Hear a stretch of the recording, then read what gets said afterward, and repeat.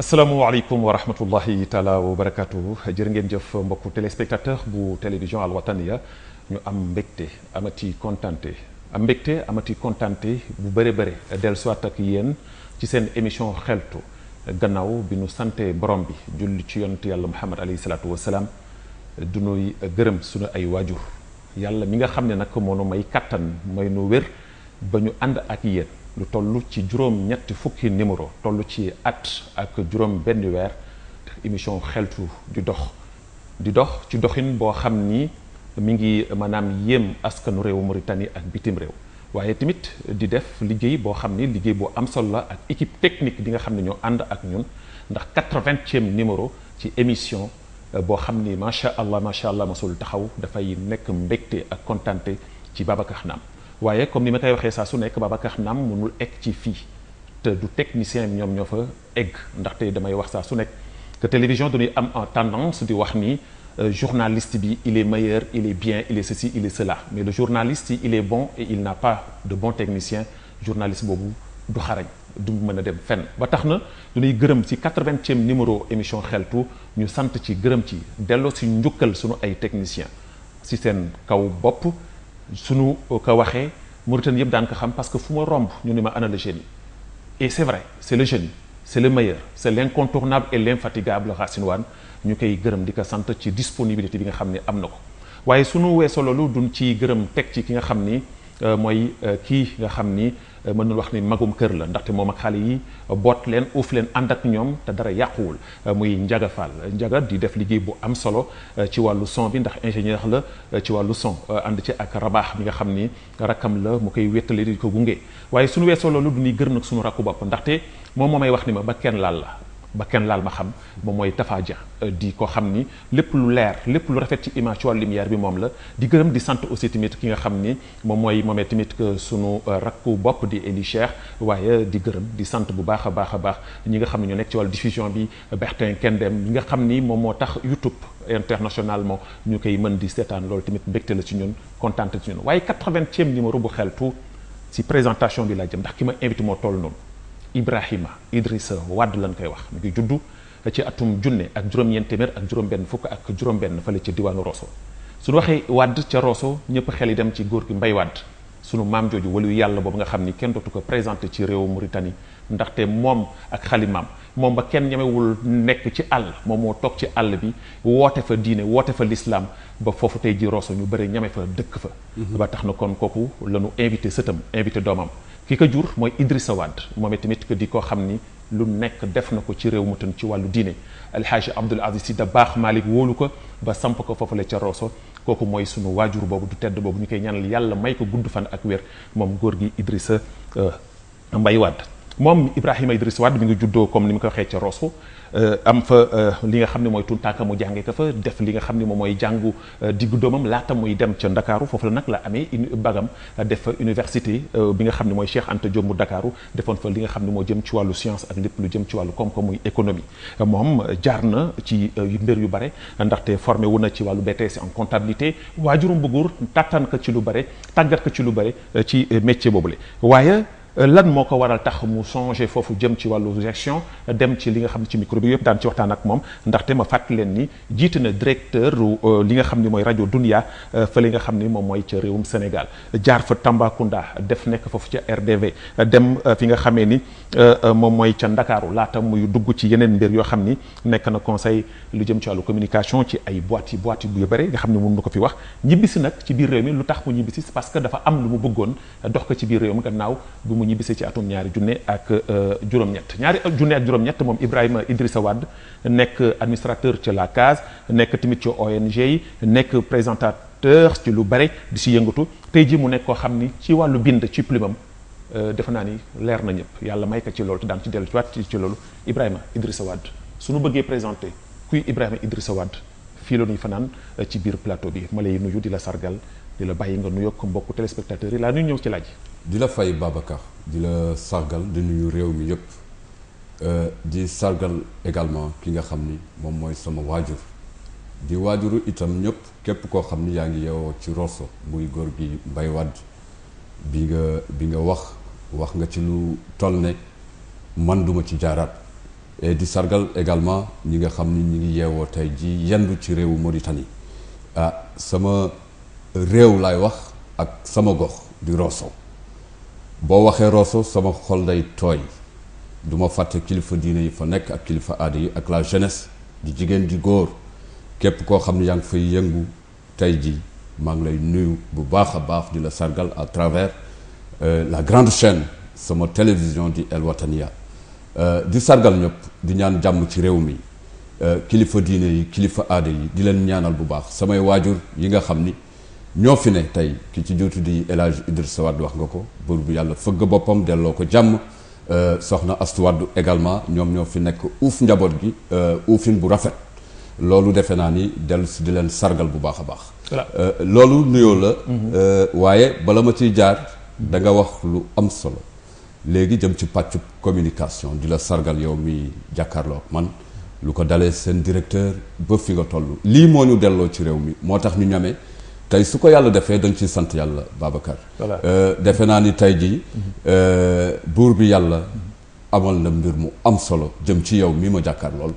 di wax ni ku xarañ nga ci communication ba tax na tey jii mandarga yi nga xam ni boot nga ko fii di chaîne de télévision El Wataniya di directeur de la rédaction tey defe naa ni mérite la pour yow mérite la pour doomu réew mi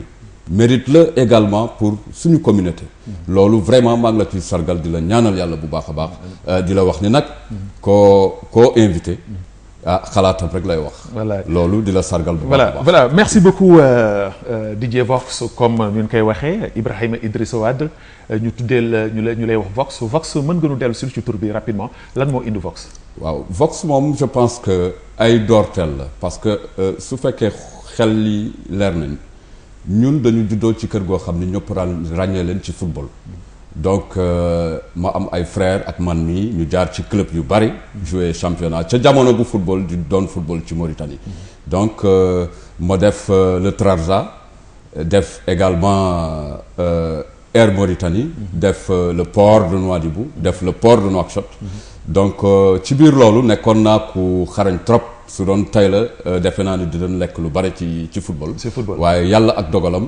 soob nu ci yeneen mbir ba tey ji Vox nekkoon un latéral droit de la sélection nationale allemande et moo doon football comme moom ci yaakaaru nit ñi ak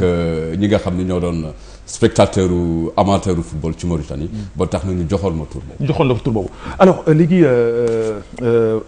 mon frère ñu dugg ci maanaam waxtaan wi. ci nu muy gën a xóotee. ndaxte ku jàkkaarloo ak yow ci plateau sa waxtaan dana dem fu sore. et je pense bien que ni tey jii lu tax ma jël la invité la ci 80e numéro c'est pas petit. alors tey jii fu mu toll fii nii Ibrahima Idrissa Wade doon ko xam ci wàllu communication ci maanaam sa plume. ñu xam ni da ngay bind da ngay faral di jënd di bind yoo xam ni bind yu am solo la ci biir réew mi am ñenn ñoo xam ni dañ koy xarañ maanaam dañ koy xarab je veux dire pourquoi parce que dañu lay gis des fois ngay attaqué par ci par là am ñu bëri ñoo xam ne sax dañuy wax ni Ibrahima Idrissa Wade lu tax muy xarab lu tax muy maanaam di bind des fois di xas ay nit c'est parce que dafa amul li nga xam ni moom la fa bëgg est-ce que tey jii plume bi nga xam da nga ko bind da nga koy bind ngir ci xeex wala da nga siy bind ngir tout simplement journaliste nga yàlla may na la xel mi may na la plume bi nga war ci bind pour askanu réew Mauritanie. jërëjëf Babacar laaj boobu am na solo trop gis nga man loo ma gën a bari gis may bind ci site yu gën a am solo ci Mauritanie lu ci ëpp Rosso laay wax parce que parcours bi ma def yëpp au Sénégal ba bi may sonn ak ba muy dajeek ki fi nekkoon di l'ex-président Sidi Ould Cheikh Abdallah damay xëy comme ñun il est de coutume ñuy synchroniser ak BBC ñun ñëpp nga gis ni dañu représenter BBC ci région yu bare au Sénégal loolu mandarga bu am solo la woon waaye bi ñu xëyee di lonk BBC ma am toftal ci ni Mauritanie ñi ngi dugg léegi ci phase liberté d'expression loolu bokk na ci lu gën a tax xarañ ñu dellu ci réew mi te am nañ ci yaakaar ba tey ji waaye loo ma tey soo xoolee site yi am na 200 téeméer wala 3 téeméeru article yoo xam ni man def naa ko waaye Rosso laay wax bi may jàkkaarloog mbindeef bi nga xam ni tey génn na àddina mu amoon kóolute ci man trop di Ibrahima Ben Bass Diagne di ko ñaanal daf ma doon wax ne man na moom laay liggéey. muy président directeur général bu RDV. bu Excaf Télécom. Télécom. joxoon ma ndigal pour ma redresser rajo yi def naa 8 régions du Sénégal. région bu ma dem 35 personnes wala 40 ñooy topp sama gannaaw te je pense que loolu nekk na mandargo am solo. bi may wax ak moom di teqale ko ak moom dafa jaadu woon ndaxte Mauritanie laa juddoo. fii laa yaroo keroog bu fi Mbay Wàdd di ñame ñëw kenn ñamuy foo woon ñëw foofu ci Rosso donc amour bi ma amoon ci Rosso dama ko daan wax ni que man xale petit canal laa woon donc Rosso nekkoon li ma buggal ba tax na bi ma ñëwee Rosso fekk fa ay mbir yoo xam ni ginnaaw saytu parce que wax nga ko léegi kuy liggéey ci béréb ak sa fonction ak sa xarañ war ngaa mën a lépp looy def mu jaar ci déontologie bi nga xam ni moom la yoonu communication wax. waaw mooy ñëw saytu. ñëw saytu. xool waaye nag saytu bi soo gisee loo xam ni dafa naqadi te souhaité woo ko woon pour Rosso defe naa ni loolu da ngay bind rek. waaw d'accord mais bind bi lu bare wala lu néew sax laay wax parce que man samay article damay dem saytu ko ba mu nekk au point ak liñ ci wax ma door a koy bind. ça m'étonnerait nit ñi di orienté li may faral di bind ci domaine boo xam ni domaine u gis-gisu influence de certains wala leneen mais je ne pense pas parce que tous les écrits que j'ai déjà faits qui concernent Rosso Mauritanie je pense que ils ont été dans la favorabilité waxoon naa fi ni l'UPR à l'heure d'un candidat à haut risque defe naa moo dal Rosso loolu et article yu bare samay article dafay prévenir. d'accord nuñ ko d'accord dafay prévenir ça ay article mais je veux dire que tey jii est-ce que tey jii Ibrahima Idrissa Wade amul regret. jóge ci réew mu mel na Sénégal ci wàllu communication ñëpp xam ni am na fu mu dem. ci avancement. ci liberté d'expression ci yokkute. est-ce que tey jii du regret nga jógee. maanaam ci télé bu mel na RDV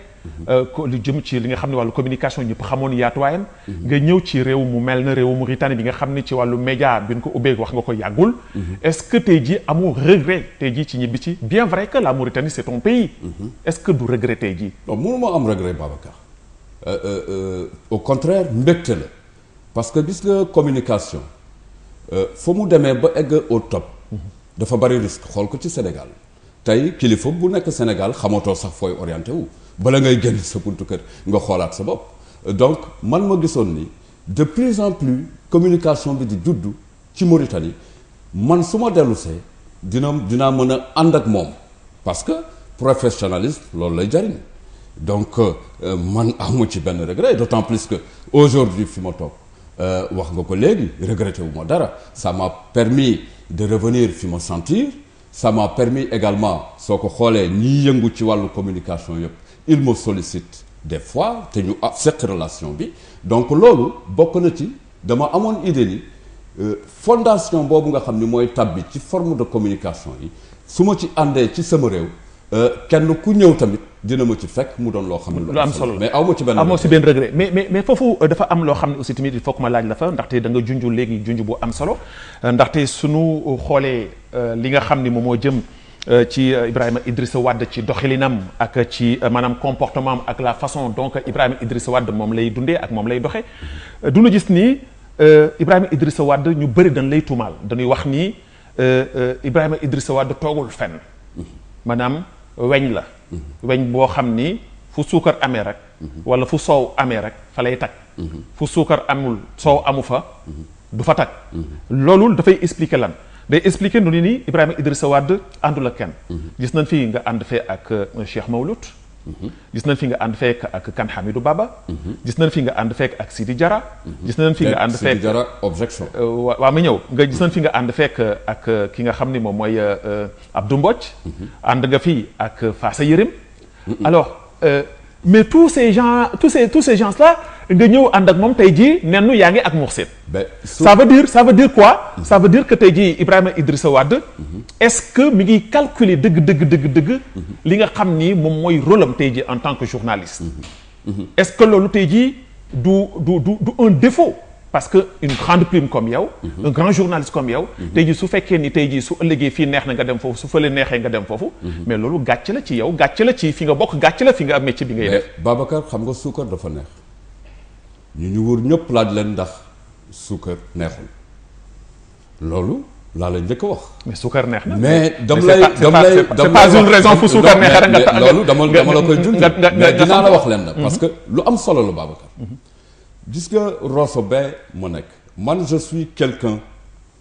koo xam ni je n'ai jamais joué pour les affaires de Rosso en tout cas ce qui concerne sama commune da nga lim léegi et lim yi nga lim yëpp dafa am raison yoo xam ni tey laa la koy leeral fi nga dooree xam nga fan la man bi ma jógee Sénégal dama indi document bu am solo parce que bul fàtte ni au niveau au Sénégal 8 régions yu ma def dama participer ci benn programme de lutte contre l'insalubrité ak la gestion des ordures yu am solo ba ñu ràññee ko commune bu ma dem donc quand je suis venu à Rosso le professeur Yérim muy ku baax dooree alxuraan sama kër maam moom laa ko jébbal gisoon naa ni mënoon naa bañ ñëw sax fii nga xam ni mooy Nouakchott donc lenteur boobu d'intégration boobu ak ni mu demee taxoon na man ànduma ak Yérim Fassa musuma ànd ak Yérim Fassa parce que mosoo ko seeti. non mais effectivement ak lu tax ma koy seeti xam nga lu tax. wax naa la ko léegi. parce que gis nga bu ñu nekk ci politique dafa am ay instances Babacar. mais leneen lu ci ëpp yëpp ci diggante yi ci fraternité yi ak ci mbokkoo bi la ñuy dellu parce que politique ay instant la dinañ ñëw léegi ci cadre boobu. Yérim Fassa suñu ñëwee ci wàllu politique ànduma ak moom waaye nag du jaage ni ak lu ma toléré gu ma seq ak moom je me gênerais un peu pour rentrer chez lui. et ma su leen am problème yow. benn mais yow xam nga dama bind. je me rappelle de ça bind nga xas ko dama bind arrivée du ministre baptême de feu de monsieur le maire loolu. c'est un cas qui s'est passé comme ça et je l'ai relaté comme ça léegi moom lu mu xool moom mooy certes la relation bu mu seq ak le concerné et ensuite dinaa la wax leneen mais man mënuma nekk doomu Rosso participer ci ay communes yu am solo au niveau du Sénégal ak ci benn fànn mooy loo xam ni tey jii Rosso moom la manqué nekk doomu Rosso mais ñëw pendant 2 ans 3 ans ce dossier-là traîne et que je n'ai pas été intégré dans les affaires communales et surtout dans la lutte contre l'insalubrité bi nga xam ni man xaroon naa si kooku Yérim Fassa la nga teg ci ni Sidi Diarra man Babacar bul fàtte ni effectivement mais su fekkee ni dama bëgg a defar Rosso damay jeex ku baax. et Sidi Diarra baaxoon na non Sidi Diarra musuma ànd ak moom gis nga dama am je suis fondateur et propriétaire du BCCS c'est un bureau de conseil en communication stratégique boo xoolee bi élection yi di ñëw Sidi Diarra soo ko laajee dina la wax ni jot na une offre de service qui cherche à soutenir à appuyer ou à orienter ses activités de campagne ainsi que monsieur Barrot qui est ba léegi le président du PUD le parti politique bi nga xam ni moo ko jiite il a reçu Mohamed Barrot également cette proposition parce que dama am ñaari façon benn bi mais j'ai été conseiller en communication des succursales du ministère de la pêche au Sénégal et de l'aire marine protégée et de quelques leaders yi nga xam ni c'était des leaders politiques au Sénégal donc ci fànn bi nga xam ni sama conseil en communication moom lay dundee sama sutura la sama teranga la loolu au moins man war nañ ma ko mën permettre suuf wàllu politique du dugg ki may proposer ak ki nga xam ni moom mooy nangu lu ma koy proposer mais Babacar kooku ma ànd ak moom. d'accord muy Yérim Fassa. waaw muy Sidi dégg muy Yérim Fassa muy Sidi Diarra. waaw ànduma ak kenn ci ñoom. bon mais je te réponds Babacar. parce que dañ ni il faut mu leer. xoolal ce qui s'est passé dañu def le tour yàggul à post campagne électorale ñu yuuxu effectivement ni communauté wolof dafa soox ci wàllu mandarga politique. te ba tey dafa soox. mais ca jamono boobu laay wax. mu am benn nit ku baax ku ñuy wax Abdou Mbodj ma xool ko mu xarañ man politique de leader laay def je suis conseiller en communication politique stratégiquement. mais Abdou Mbodj xam nga lu tax Abdou Mbodj da nga ni dafa xarañ. il était. mais xarañam kenn waa Rosso ji sunu ko. mais foofu la mooy soxloo man Babacar effectivement fa laay amoo rôle damay fekk lu soox. nga ñëw nga soqali ko du ma ko wax man. nga soqali ko parce que li ma seq ak moom ba xam ko amaana nit ñi ko wur sequñu ko ak moom ba xam ko gis nga nit ñi nañu moytu di gis niir mooy lan dañuy gis Babacar muy dem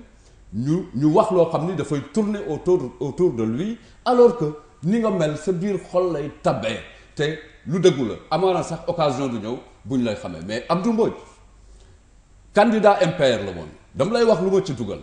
ak il était avec Assane Gueye de Riyad c'est des gens des waalo qui étaient déterminés dans ce qu'ils font et qui avaient le choix xam nga dama ni woon benn affaire Babacar mais non bi may prévenir mais déterminé mais déterminé Abdou Mbodj déterminé Assane Gueye déterminé mais ñooñu seen maanaam charisme politique ak seen représentativité politique ñooñu Rosso gisuñu ko. non il faut qu'on dise la vérité hein. non Babacar non Assane Gueye PK la nekk. il battait son plein il allait partir aux élections et il allait les remporter à la mairie de Réal. mais lan moo la jox effectivement parce que dama ko saytu grand chef et puis loolu moo waral tax au jour où mon ami mon frère quelqu'un que je respecte Kane Hamidou Baba il fait partie des grands leaders qui peuvent régler les problèmes de cette nation et pourtant tey ànduma ak ay leader am mais je le reconnais parce que je le connais j'ai travaillé au moins même s'il est un court moment avec son épouse xam naa leen muy ñuy ku baax ñu xarañ je veux te rappeler que Abdou Mbodj xam nga lu tax ma àndoon ak moom mais nous dañu doon wut une représentativité au niveau de la communauté wolof ak ay mandarga mais xoolal j'avais prévenu ça aussi. parce que xoolal mais tu avais prévenu ça. Abdou Mbodj mujjuwul dem élection parce que ñoom duñu boycotté élection yi. mais lan moo waral tax yéen doomu Rosso yi. mais DJ Vox mais lan moo waral tax je vous en prie. vous parlez à un communicateur. d'accord mais lan moo waral tax yéen en tant que tey jii doomu wolof yi. en tant que cadre wolof. en tant que intellectuel. comme yow sa genre yi ak ñi mel na yow nekk Rosso. bi ngeen xamee ne Abdou Mbodj dem na à côté pourquoi dem na à côté parce que partem retiré wu ñu bokk na ay élections. lan moo waral tax. jëlul leen seen bopp ngeen jël ko ngeen def ko ci gannaaw ku mel na Faasa. xam ni moom lu mu bon moo fa nekkoon position ci candidat yoo xam ni peut-être que mën na dem si kanam. n'oublie pas que instance politique dafa am un temps déterminé Kane Hamidou Baba ak ñun mais je te rappelle que avec Abdou Mbodj on a fait pendant 2 ans tous les villages du Waalo Mauritanie ñu xam seen problème et que nit wolof yi ànd ak moom xam nga lan la ñu prévenu xam nga lan ban discours stratégie la porté woon man j'avais prévenu que le professeur Fassa était dans un conclave politique ci biir parti ça c'est de 1 de 2 Sidi Diarra buy ñëw moom ak MPR ñooy ñëwandoo au niveau de la scène politique Rosso donc conflit boobu ma préveniroon j'avais dit que nous la communauté wolof pour ñu am chance il a fallu que ñu introduire un leader wolof et heureusement il nous venait du MPR et on a effectué ce travail là mais xoolal miracle la woon man pendant tout ce temps là je te répète que sama politique de leader je continuerai à le faire. parce que moo am solo. d'accord mais est-ce que yaakaaroon ni Kane Hamidou Baba ci wàllu côté boobu. MPR. est-ce que yaakaaroon ni erreur monumentale la def moom. ak partem te tey jii loolu moo leen rey politiquement. Babacar je ne peux pas aller supporter un Assane Gueye que j'avais compris que il allait avoir beaucoup de choses dans la commune de Riyad et soutenir également conseiller aussi monsieur Abdou Mbodj que j'ai trouvé un homme. impeccable mais au niveau de Rosso. est-ce que yow du loolu moo tax est-ce que du loolu moo tax nga mere waa MPR. mais effectivement je l'ai dit ici à Kheltou. Effectivement, parce que je ne peux pas faire 2 ans et demi dans tous les villages du Waalo nous ramasser des choses avec une bonne politique parce qu'on sentait que le professeur Fassa allait être cloué. Il faut comprendre ce que je dis et que c'était ça. Et combien de fois, moi, dans quelques séances de réunion du MPR, j'ai donné des déclarations. Mais le président Kane, que je respecte, Babacar, je te le dis, dama koy rattraper. Mais combien de fois j'ai dit que lii ñëw conflit buy ñëw Sidi Diarra calculé wuñ ko mais le professeur Fassa bi nga xam ne ñun Rosso bëggoon nañ ko et la population d'ailleurs bi ñu prévenir ni il n'allait pas remporter ou même participer ou même dafa doon am gàllankoor ci élection yi moi Ibrahima Wade pour voir d'un seul œil ma communauté j'ai supporté tout simplement Assane Gueye de Riyad et Abdou Mbodj de Rosso avec un travail. Mais le jour où Kanabi Baba a fait sa déclaration, comme quoi il n'allait pas. Faut déception là, Thiaw. Mais il y a eu des millions dépensés. D'accord. Il y a eu des millions dépensés par ces Voilà, c'est bien. Et que l'Otigis, c'est bien. C'est bien. L'Otigis, seul le MPR pouvait créer, mais dont on est Wiam, Momo Amdara à Rosso. Aujourd'hui, le maire, il est de Wiam. Assane Toumac, le MPR, qui a battu vraiment campagne au niveau de l'Otigis. C'est bien. Seul le MPR pouvait créer des problèmes à l'UPR. À l'UPR. Et effectivement, MPR moo ko doon jël. Très bien. Daan si ñëw Vox. Voilà, c'est bien. Et je te rappelle que sama bureau de communication. C'est bien. me permet de laisser là-bas les règles de politique entre la politique et le journalisme. D'accord. Et exercer et livrer des services à des acteurs. D'accord daan si ñëw ci côté boobu parce que foofu xëy na li ngay wax li dugg lu ma amul intérêt je te le rappelle. D'accord doo dugg ci lu amul intérêt daan si ñëw waaw d'accord. Qu'est-ce que vous faites monsieur Ba? Aujourd'hui vous êtes directeur chef de la rédaction de El Watani. Oui. Mais si vous n'aviez pas mais compétence moo la fi moom fi mais je suis pas compétent avec mon bureau et mon savoir en conseil en communication politique. D'ailleurs moo tax ma invité la fii sa compétence moo tax ma invité la fii. Effectivement mais il faudrait que donc nit ñi nu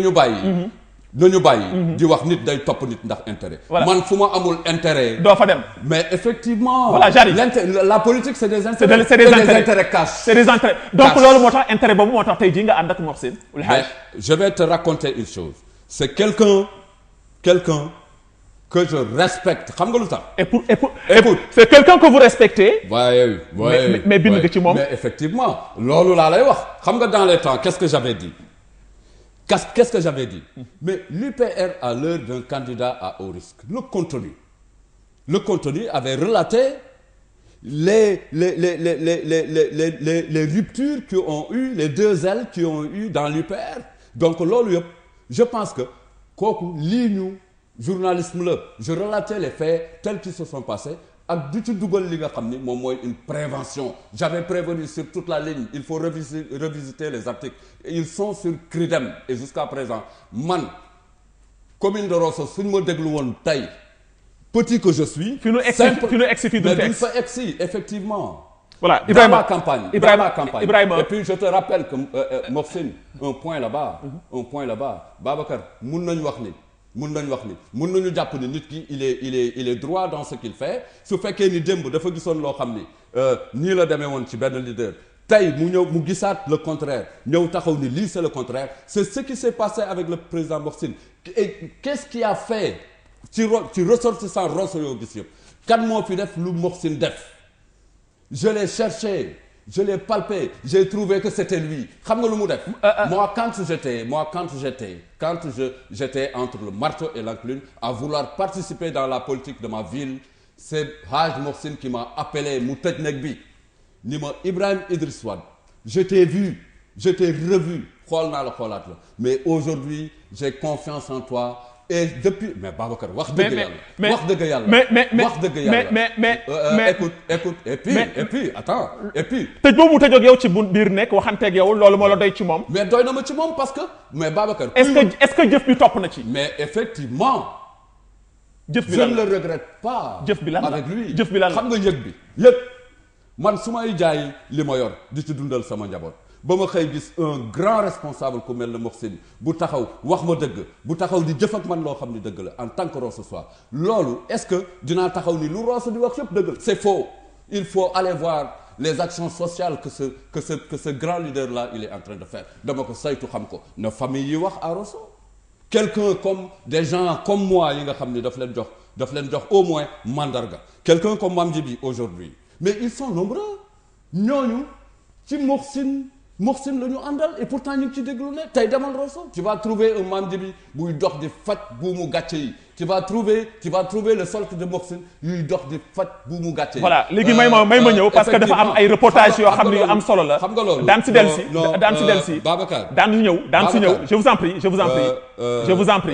vous en prie may ma tuuti. vous êtes un journaliste buy laajte. voilà mais aussi jàppal ni man am naa droit laajte. non d'accord oui allez-y. effectivement voilà effectivement dinañ ci ñëw. daan si ñëw je te le rappelle. daan si ñëw mais en tout cas en ce qui concerne ma commune. gis nga Mbaye Wade bu muy ñëw Rosso je te dis qu'est-ce qui m'anime moi j'ai laissé un salaire de 200 voire 300 et quelques mille francs au Sénégal pour rentrer à Rosso et uniquement. non kooku courage la kooku il faut kooku courage la sama xarañ d'accord na ce courage la voilà ce courage la kooku courage la et kooku tamit dañ la ci féliciter di la ci encourager parce que nit ñi dañu defoon ni non dama lay expliquer dañu defoon ni soo bàyyee mbir non dem ci beneen mbir rek non certes tu es le plus mauvais non écoutez man loolu dama la ciy dëggal dama lay dëggal ci loolu parce que man mii di waxanteeg yow man mii di waxanteeg yow tey jii su ma xooloon intérêt bopp tey jii maa ngi ci locaux TFM maa ngi ci yeneen locaux au niveau du Sénégal mais tey jii bokk ci réew mi gëm sama réew moo tax ma toog fii di galère wu fii ba lépp lu mu fekk donc mooy li nga def courage la ñibbi ci jógee Sénégal ñibbi si fii imposé en 2008 et j'ai trimé aussi voilà courage la mais foofu duñ fay téye parce que balaa ñuy dellu soit ci émission bi dafa am ay reportage yoo xam def nañ ko parce que tey jii suñu xoolee émission bi tey jii entrée bi amul dama ngi ñëw ci kër gi ñëw def reportage au service de ma vie voilà donc yaa ngi woon depuis 6 ans d'accord chaque week-end je dors chez moi vous dormez chez vous très bien tey jii duñu am ñaari mbetteel yoo xam ne la koy def parce que noonu la émission bi di demee effectivement voilà ñu ànd ak je suis un communicateur aussi. Très bien ñu dem ak sunu réalisateur l'incontournable et l'infatigable Racine Wane et je pense que tey jii képp ku nu waxoon ni Ibrahima Idrissa Wade nuy invité ci biir plateau bu xeltu yaa ngi doon xaar li nu mel parce que du nangu daanu te man du ma nangu tamit bàyyi ko muy du ma nangu bàyyi ko mu nekk ci wax lu ko neex léegi du ñuy dem su ma waree daanu da ngay daanu ñu dem seeti ak sunu réalisateur l'incontournable et l'infatigable Racine Wane mu wan nu sunu premier élément dem nu doxantu seeti kenn koo xam ni cousin am la frère am la xaritam la moom mii toog fii tudde na ko doom ñu dem seeti kookan la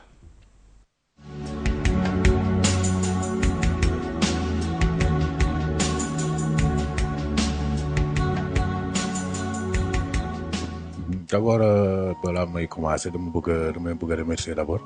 si initiative bi ngeen jël bi di remercier d'abord téléspectateurs yu ñuy seetaan ma dikk nag si li ma laaj li muy lu ma mën wax ci Ibrahima Wade ñu gën xamee ci Vox bu ma bëggee wax si moom yaakaar naa ni émission bi du doy parce que Vox dafa di ka nga xam ne ni non seulement sama cousin la man mais aussi ñoo yarandoo ñoo foowandoo màggandoo peut-être on a fait toute notre enfance ensemble bu ma mënee wax waaw nit ku am yar la nag nit ku am yar la bari na fukk trop mais dafa am yar et puis respecté na aussi ñu mu dëkk ni man moom sama waay la parce que tout d'abord sama cousin la et puis ensuite sama papa lañ ko tuddee bëgg naa la wax aussi que ni moom tamit daf ma tuddee doom lu mu la mën ci wax daal si moom bu ma naree wax si moom nee naa la tey jii duñ fi jógee. moom ñu gis ni comme ni nga ko waxee léegi ko am fugg la nit la koo xam ni am na xadar day wax journaliste la day bind des fois nga gis ñoo xam ni daan ko sànni xeer des fois ñu am sax ñoo xam ne duñuy wax ni xam ko fu muy teg tànkam alors yow tey jii soo ko doon jàngat en tant que frère am en tant que cousin am lan nga ñu ciy wax. waaw loolu lu mel ci wax mooy xam nga aussi. am na métier ba nga xam ne boo si nekk mooy comme li ngeen yëngu ci yéen tout le temps dañ leen di sànni xeer tout le temps bon peut-être que on va toujours dañuy gis toujours ay cas yu mel noonu mais moom li ma la mënti wax daal moo di que ni moom comme li ma la wax rek ku am yar la et puis il sait bien ce qu'il fait xam na lu baax lu muy def li bon xam nga nag bon ku nit ku nekk si li ngay yëngu dana am ñi nga xam ne ñi dañuy ànd ak yow peut-être dana am ñi nga xam ne ñi duñu xool lu dul yow le côté négatif bi ngay si li ngay def li mais moom mën naa la wax que ni lu muy def xam na ko bu baax a baax et puis ku xam fu muy teg tànkam la aussi. si beneen aspect mooy maanaam comme ni ngeen nekkee ay moroom yarandoo màggandoo defandoo rooso Ibrahima maanaam lan mooy point faible maanaam lan la tëridem parce que ndaw moom ku si jaar il faut nga jaar ci tëridi waaye moom bari na ñoo xam ni duñu wax ni bu mu nekkee xaleel ku lëjoon la daal est-ce que loolu mën nga ko confirmer en tant que son ami d'enfant. bon léegi jeunesse du ma wax que ni dafa la jot mais bayoon na ko yab boo xam naa moo tax nit ñi di wax loolu dafa tërid woon mais Vox fi léegi yaa ngi jaar ak moom si lu la bëggul lu lëndëm daal du si dugg man noonu laa ko xam mais aussi mooy fukk bi ma lay wax si moom rek am na côté ba nga xam ne moom boo fa laalee boo surtout bëgg na aussi kuy wax dëgg nit ku dëggu la bëgg na kuy wax dëgg même ñun ñi à notre enfance des fois bu ñuy wax nii soo waxul lu dul dëgg il est prêt à mu xeex ak yow parce que li ngay wax lu dul dëgg xam naa moo tax nag gars yi di wax ni que ni côté boobu côté tëdd dem si côté enfance am quoi. voilà man dafa am lu ma jaaxal aussi vous êtes une famille footballeur ñëpp xam nañu ni équipe nationale Mauritanie la famille Diop la famille Wade macha allah ñoo ko constitué woon mais moom Ibrahima man dama gisul moom muy football gisuma DJ Prince de football.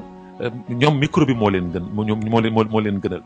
wala bokk moom bi mu nekkee xaleel mënoon na football.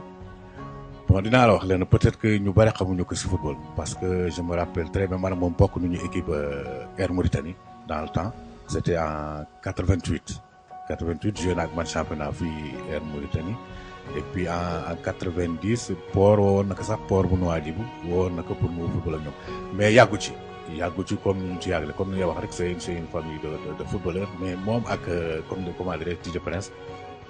football bi def na ko muy carrière par rapport ak ñun ñi nga xam ne duñu doon jàng di football mais ñoom bu ñu commencé football peut-être yàgguñu si duñu xool que ni ñoom football bi peut-être amuñu si seen carrière ils ne font pas du football leur carrière moo tax ñu dem bu ñu jàngee ba seen jàng xaw sori ils ont préféré faire la presse wala le journalisme ak tey jii ban si sa mot bu mujj ban conseil tey jii nga koy jox ak li nga koy maanaam ñaanal ci di mu nekk. bon conseil bi mu koy jox mooy xam nga nit ak loo mënti def il faut nga xam yow fi nga dëkk d'abord fi nga jógee parce que fi léegi xamuloo ko rek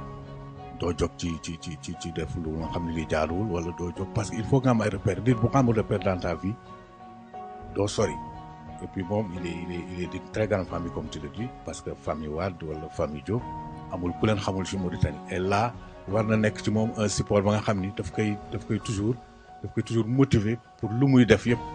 qui se rappelle de ça pour bien progresser tu vois et puis bon sama dernier mot mooy d'abord je vous remercie comme je l'avais dit sur commencement bi maa lay gërëm surtout yow peut-être que bon xam naa ni sama mbokk nga peut-être on n'a pas eu le temps de se voir souvent mais aussi maa ngi lay gërëm parce que du ma wax lu si damay seetaan sa émission yëpp parce que peut-être heure yi muy daw yi peut-être day fekk maa ngi liggéey wala maa ngi fekk seen activité mais maa ngi lay ñaanal di lay ñaanal li nga sumb émission bi ngay def bi télévision bi nga nekk bi yàlla na jëm kanam et puis yow yaa xam loo bëgg yàlla na la ko yàlla defal incha allahu rabbi.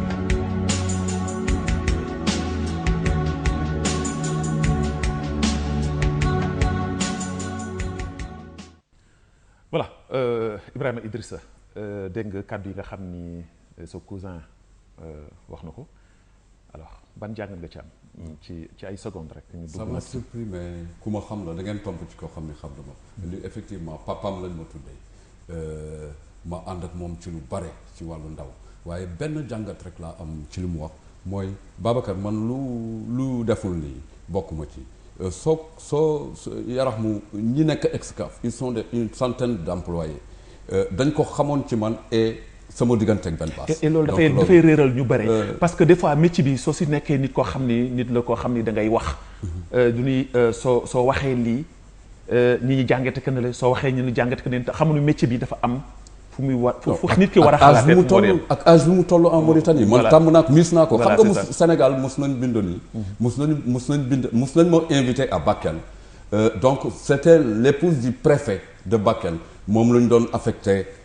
Thiès. donc son épouse comme elle aimait c'était une grande auditrice mu ni ma man maay ñëw ànd ak moom dans le bal de mariage ak yooyu. j'ai allumé mon véhicule ma dem Bakel 265 kilomètres. mais au retour on m'appelle de Dakar ni ma on a appris que vous êtes marié à Bakel. donc yooyu c'est des coups bas yoo xam ne day arrivé day arrivé bon te loolu mis nañ ko yooyu ça ne dérange pas ça ne dérange pas pendant 11 ans voilà ça ne dérange pas ça ne dérange pas ça ne dérange pas voilà léegi Didier du ñuy ñëw ci beneen ci continuité sax li ñu doon waxtaane sànq la ville de Rosso parce que tey jii su ma la invité tey jii gis sa engagement gis na tamit que ni week-end bu nekk yaa ngi fanaani Rosso depuis 6 ans et puis xam li ngay def Rosso xam cofeel bi nga am ci Rosso il faut que ñu waxtaan ci benn aspect boo xam ni dana nekk loo xam ne lu am solo la aspect bi mooy lan mooy Rosso est délaissé dañ ko bàyyi te Rosso ëppul banaa dama koy wax chaque fois Mauritanie ba Mauritanie daj su Rosso ëppul cadre ci Mauritanie kenn ëpp leen cadre avec le lycée kenn ëpp leen ay nit ñoo xam ne bare borom baax lañu mais Rosso tey jii mooy région bi gën a tilim ci biir Mauritanie laay wax ndax man j'ai fait toute la Mauritanie macha allah mais Rosso mbalit maa ngi fa yooyu bare na sibir ba bare na fa ndox ma bare na fa coow li politique alors est-ce que tey jii Rosso mën na ci continuer ci dëkk yow en tant que tey jii Rosso soit nga ànd ak ay nit ay cadre tey jii ci Rosso ñu mën a toog di wax ni ñoo ngi def ay social ñu ngi def lu baax waaye Rosso mel ni mu war a mel tey jii ba tey jii Rosso nekkul ci tànk boobu est-ce que loolu tey jii du gàcc ci doomu Rosso yi nga xam ne tey jii doon nañ ko ñun ñëpp gàcce la parce que man expérience bi ma am ci wàllu insalubrité bi nga wax c'était des OCB des organisations communautaires de base on faisait des comités de quartier avec du rien et que ñu munoon génnee mbalit mi sans pour autant ñu sànni ko mais di ko def ci ay caniveaux yoo xam ni on produisait de l'engrais le professeur Fassa toog na ak sama waajur je faisais un envoi au niveau de la chaîne RDV Walfadjri l'a repris et lui il avait dit sama papa di ma ko wax ni sa doom ji soxla naa ko fii parce que c'était un programme est-ce que tamit foofu mais il faut nga dama lay relancer foofu dama lay relancer parce que nga wax lu am solo dama lay relancer mais dama ni est-ce que foofu du tey jii nos hommes politiques nos Rossossois lii rek lu am wax mais wax quand tu as parce que tey jii dañuy ñëw wax ba wër la ndomb te alors que suite du ci am Babacar soo bëggee gis kuy pratiquer di nga ko xam man tey bon du ma wax ni le maire actuel parce que li ma raté ak moom raté naa ko ak moom aujourd'hui maa ngi ci yeneen sphère avec mon bureau de communication ak sama xarit waaye yéen waa Rosso yi waaw mais les Rossossois nennu erreur la bu mag la ñu def pour fal ki fa nekk léegi effectivement et yow vous partagez ça waxoon naa leen ko moi nan la campagne Rosso non à l'opposition loolu la campagne Babacar avec mes banderoles mais yéen da ngeen amoon ay candidats maanaam da ngeen amoon ay candidats valables yoo xam ne mënoon nañu gérer la faute revient à qui Sidi Diarra a du mérite pour être maire de la commune de Rosso je te le rappelle bien vrai que nekkuma ci elam Babacar il avait de l'espoir c'était un espoir inimaginable pour Rosso attention je te le dis mu boole ñaar benn bi j'ai dit l'héritage de la commune de Rosso de l'actuel maire je l'ai écrit et je l'avais prévenu lui aussi au lendemain bu mu gagné il faut aller revisiter cet article-là pour te dire que gis nga mairie bu nekk à l'opposition mais est-ce que war nga mën a gëm ni commune de Rosso ci wàllu juuti war nañu mën apporter li nga xam ni moom mooy revenir di dem ci biir ville bi est-ce que gëm nga ko parce que Rosso est un pôle économique et une frontière qui gangrène beaucoup de recettes communales donc loolu bokk na ci fànn mais je te dis que un commerçant buy génnee xaalisam di campagne ba Rosso yëpp ni la wiir mais est-ce que commerçant boobu au lendemain de sa victoire ak ci biir mandat am dana toogaat di génnee xaalisam parce que y avait pas la réflexion et j'avais averti ça et dam ci am expérience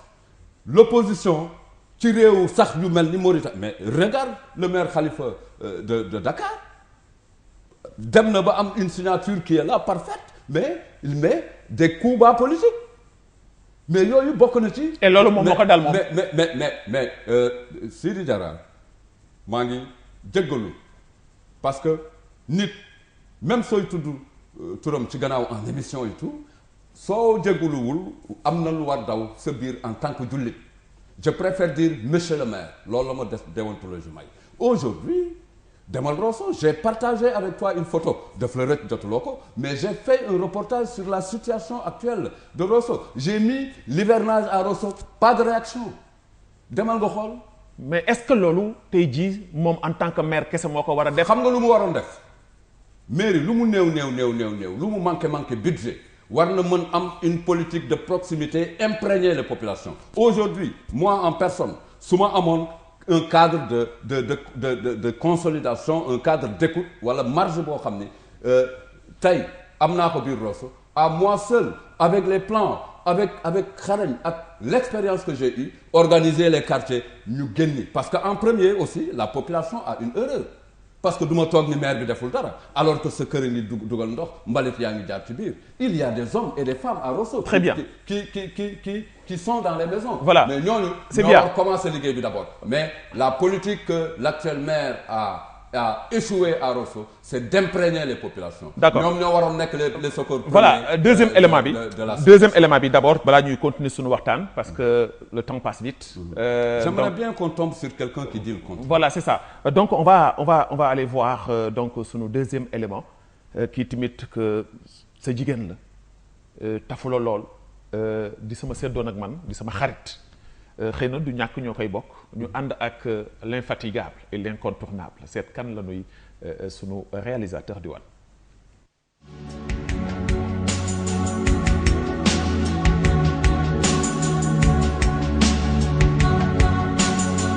mbokku téléspectateurs yi gannaaw bi nga xamee ni jël nañu ay kàddu ci ki nga xam ni moom mooy Malick Diop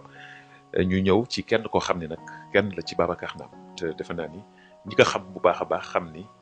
kenn la ci man sama jigéen sama xarit ndax damay wax ni famille Wade famille Diop yi yaatu nanu waaye kii moom sama séddoo la sama xarit la ba tax na kon su may invité kenn ci maanaam frère am di Ibrahima Idrissa Wade il faut que ma doxantu ñëw ba ci këram seet si que gannaaw bi nga xam ne ni borom këram moom loolu moo jëkk jënn def ay témoignages moom ci wàllu boppam dañu wax lan la seq ak ki nga xam ni moom mooy frère am ndaxte Ibrahima Idrissa Wade nekk na ko xam ni comme ni ma koy waxee saa su nekk en dehors même du plateau bu télévision Wataniya que nitu nit ñi la waaye bokk rawatina ak ay bokkam rawatina ak ay am di jàmm ay xaritam soxna Astou tey ji ñu am mbégte am kontaante jàkkaarloo ak yow ci plateau bu émission xeltu ñu jël sa frère Ibrahima Idrissa Wade ci émission xeltu ñu bëggoon la laaj Ibrahima kan la ci yow ak nan la tuddee. waaw Babacar maa ngi di nuyu yéen ñëpp di leen gërëm di la sant surtout yow moom sama séddoo nga comme ni nga ko waxee di nuyu ñëpp di gërëm ñëpp Ibrahima nag moom booy wax ci moom du jeex ndax moom kenn la te ku bëgg mbokk la ku bëgg ay sëram gis nga booy wax ak moom nii sax ba si Facebook bi wala dara boo commencé wax ak moom rek da ngay commencé sentir ni moom mi ngi génn gaam dafa bëgg mbokk dafa xër si ñun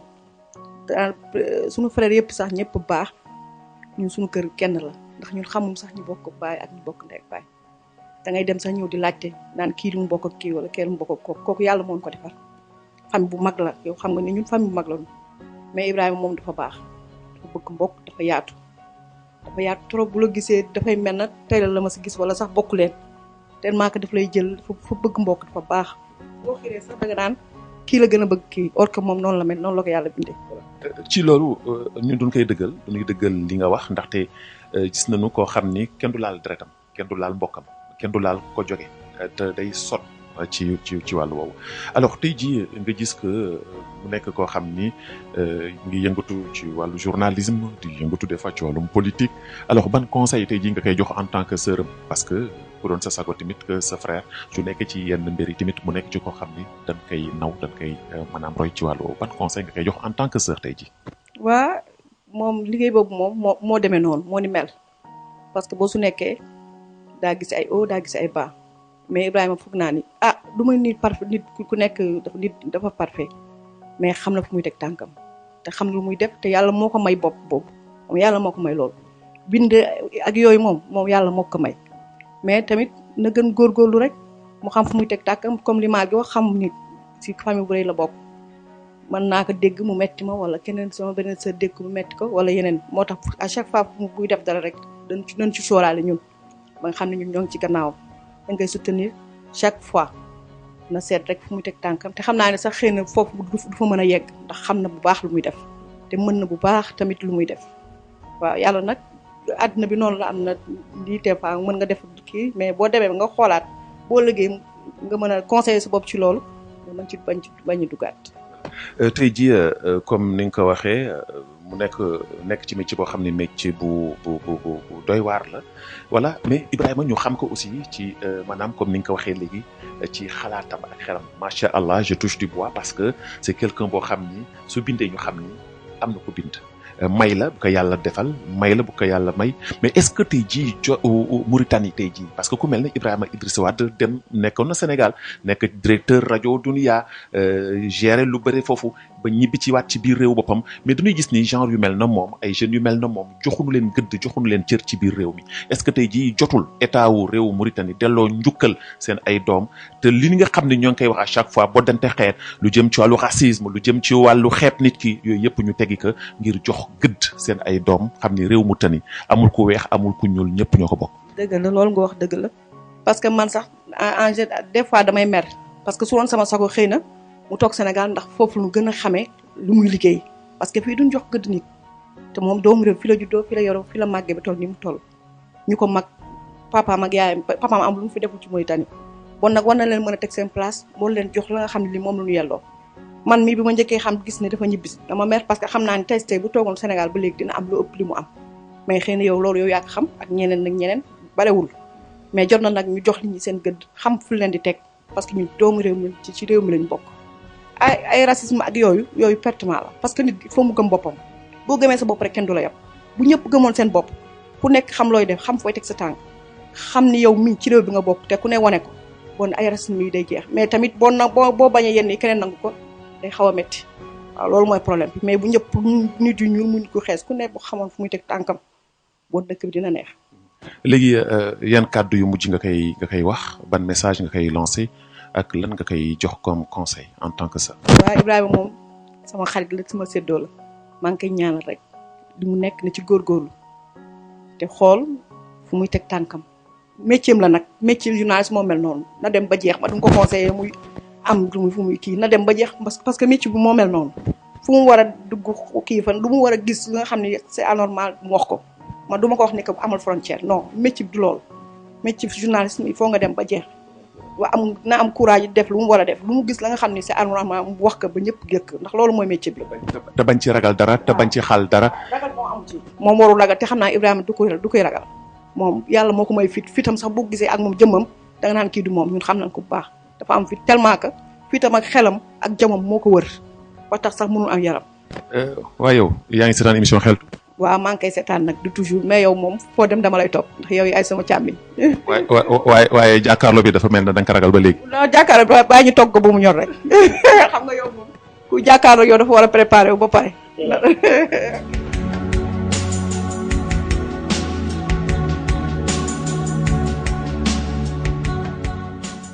voilà Ibrahima Idrissa Wade Vox. Ibrahima Idrissa Mbaye Wade man loolu laay wax su ma neexee. alors ban sentiment nga am soo gisee sa sœur tey jii say frère di la témoignage yu mel nii. mbégte parce que li ñuy wax sax amaana ñoom musuma dégg ñu koy wax sama kan nii rek la mënoon demee. pour que tey jii yàlla may ma à travers ton émission. ma gën leen a mën replacer waat. parce que loolu mooy wàllu communication aussi. jokkalante bi nga def nii dafa am yërmande ak ngëneel waroon nga daj ci sama ñaari soxna yu baax yi nga xam ne ñoom la ma yàlla dénk nii actuellement ma leen di ñaanal yàlla kon ñaar nga yor non deux deux ñaari soxna yu baax a baax. da ngay dem ñett. kenn de Kër Muur kenn de Kër Muur kenn de Gani. d'abord xam nga kon tafu naa la. est-ce que xam nga kon tafu naa la. tafu nga ma mais est-ce que doo dem doo dem bërëg. non xalaatuma ko Babacar. ñii ñaar moo yor doy na. doy na sëg doy na parce qu'elles sont parfaitement bien elles m'ont compris xam nga lu tax. te yàlla jubale leen waaw Babacar dama daan tëdd guddi sama rangoñ dem parce que ngay xool 2STV. di xool TFM. di gis ñoo xam ne ñii sa loxo lañ jaar. guddi gi di metti ñoom ñoo ko doon muñ. di sant di gërëm soxna Aminta Gaye de Kër Ousmane Gaye ak waajuram. di sant di gërëm soxna Khady Maodo Diop waajuram génn àddina ma leen koy jàll ñëpp muy ko baax El Hadj Maodo Diop. ils ont rendu beaucoup de services au bac de Rosso. donc foofu la ma yàlla teg. ça m'a permis chaque week-end sans hésiter depuis 6 ans ma jël oto même dox sax des fois damay ni su ma amul oto je vais danaa jëngu yoon bi depuis 6 ans du ma tëb. voilà je passe la nuit. c'est important mu nekk lu am solo kon lii rek mooy la mooy ni nga ko waxee léegi communication di jariñ. et puis je pense que ni émission xeltu bu mu juddoo ak léegi si tànk boobu la nekk géem a fexe ba di wane yenn yoo xam ni peut-être que day nëbbu day làqatu te waajur yi te njaboot yi ci famille yi. ñu mën a di gën a jogante loolu c'est très important. léegi nag émission bi dafa am nu muy demee ñoo ngi émission baa ngi dem parce que léegi mu jeex. dafa am ay ñaari poñ yoo xam ne war nañ ci jëm muy question quiz. question quiz gis nga xam nga nu muy demee 30 secondes nga am tu as 2 personnalités yu ñu lay wan. nga wax nu ci 30 secondes yooyu ki nu def ci gannaaw photo bi flouté ko. kan la ak ay tegtal yu ñu lay jox pare nga mën doon dem. voilà ñu seeti sunu générique ak notre génie te dellu soit.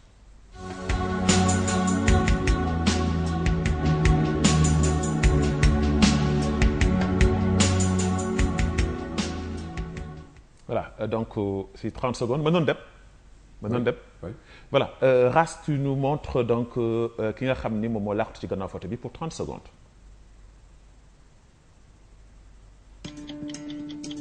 voilà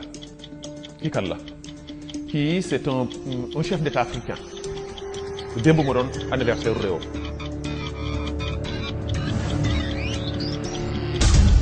démb moo doon anniversaire réew dafa wutu baayam mën naa la ci dolli loolu ba tey waaw papaam la wutu papaam moo nekkoon président réew mi lu yàgg Gabon kan la Ali Bongo c'est sûr 4 secondes nee na Ali Bongo on va voir est-ce que c'est bien Ali Bongo ouais Ali Bongo le président gabonais voilà moom moo wutu baayam Oumar Bongo mi nga xam ni def na fa lu toll ci presque 30 ans voilà deuxième question quiz ñu dem seeti kan la nu sunu réalisateur di wan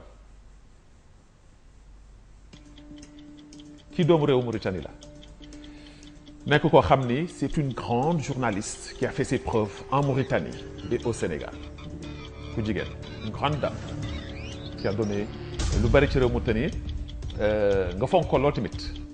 Fatimata Sow Deyna. c'est sûr. sama xarit. sama xarit la. je l'aime bien sama xarit la. Fatimata Sow Deyna booy nee na on va voir dans 7 secondes est-ce que c'est bien elle.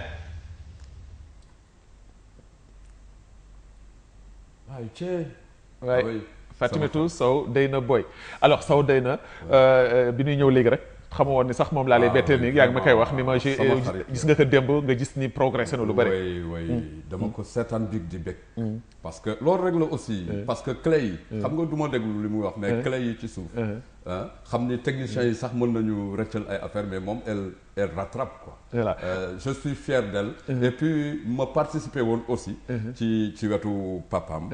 ndax le temps waxeet bi Deyna Sow muy ku baax gisoon nañ suñu bopp ñun ñëpp wax voilà Ibrahima Idrissa Wade mënuñu jeexal émission parce que l'émission tire à sa fin ñu may wax ni ma fële jeex na tàkk te dugg na ci ñaari minutes ci li nga xam ne moom mooy procès bi ñuy wax Biram Ould Abeid di président wu IRA ñu téye que depuis ay weer ngi nii fële ca ALEC ñu ni procès le 20 août la ñaar fukki fan ci weeru août alors donc tey jii ñoo ngi wax ci presse bi que force de l'ordre bi jël nañu yóbbu foofu alors tey jii jàpp Biram Ould Abeid en tant que analyste politique di bind nan nga ko jàngatee est-ce que gis nga ni c'est juste ou ce n'est pas juste. vous savez man musuma ci bind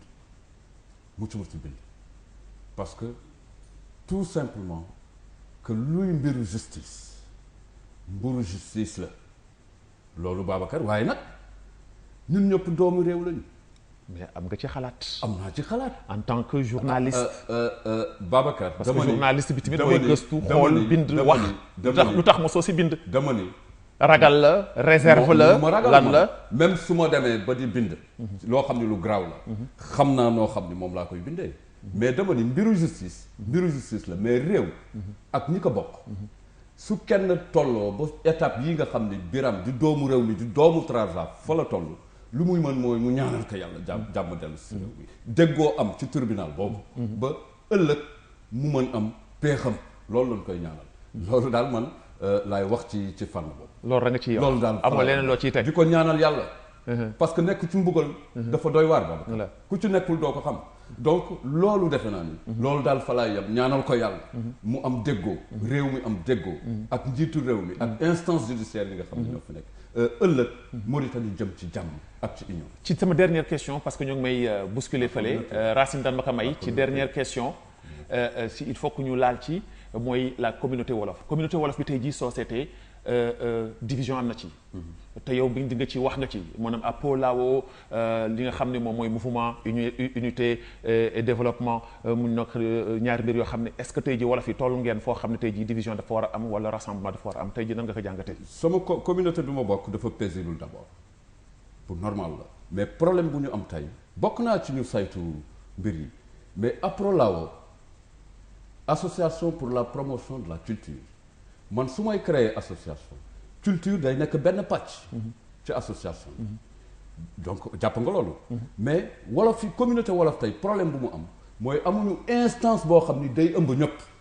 kon maanaam ñi fi nekk kon maanaam ñi fi nekk ñi tey ji jiite xoola ndaw wolof yi fi nekk di cadre bëgg intégré APROLAO amuñu yoon bu ñu jaar kon ça veut dire que dañ ko akimoo ñu nekk ñi si kaw effectivement ñoo ko akimoo tamat suñu dara pour yow te tey mu waroon nekk instant boo xam ni déggoo war na am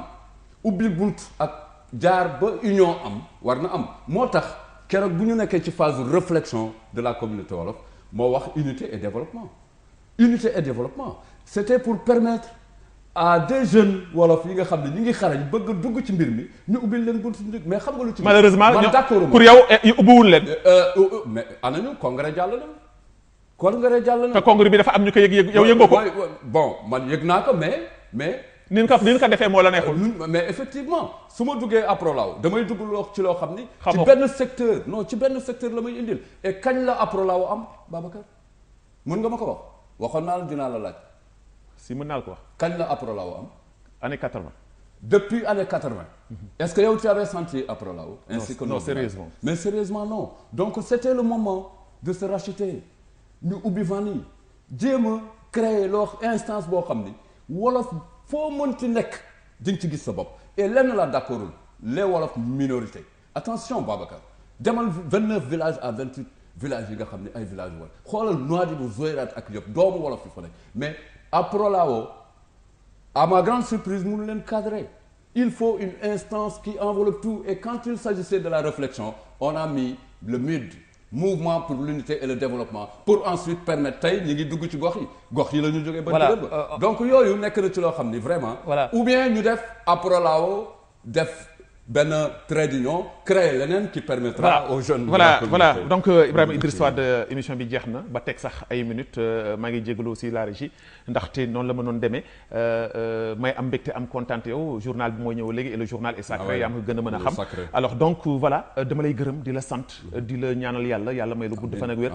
xam-xam bi la yàlla jox Mauritaniens yi je lance aussi un appel aux autorités comme ni mu ko waxee su nekk ñu mel ne yéen dañ leen war a gëm war leen jox seen gëdd jox leen seen àq voilà donc je pense que ni loolu c'est important yal na leen yàlla jubale yàlla may leen tamit que ànd bu yoo xam ne day jariñ askan wi te mu bañ a nekk àndu naxante parce que loolu moom lu mooy lu ñu gëm te loolu lu ñuy dox defal la tawfeex defal la jàmm di la gërëm di la sant bu baax a baax voilà beaucoup téléspectateurs yi di leen gërëm yéen tamit di leen sant bu baax a baax di ñaanal ñëpp jàmm ak salaam di leen wax ni c'était donc l'émission xeltu ci 80e numéro ma invité woon doomu réew mi toog lu yàgg ci bitim réew ñibbisi jël xam-xamam xalaatam jël léppam jox ko biir réewam jox ko ville am jox ko village am jox ko maanaam ñi nga xam ne ñoom ñoo tax mu doon li mu doon muy Ibrahima Idrissa Wade ñu gën ko xam ci Vox di leen ñaanal yéen bi jàmm di gërëm di sant bu baax a baax la régie ci lépp loo xam ne def nañu ko ànd ak ñun ba émission bi tey jii mën a egsi fu mu egsi di leen jox daje incha allah talaata bali ñu jëm ci beneen émission ci beneen kàngamu réewu Mauritanie wasalaamu aleykum wa rahmatullahi taala wa barakaatu.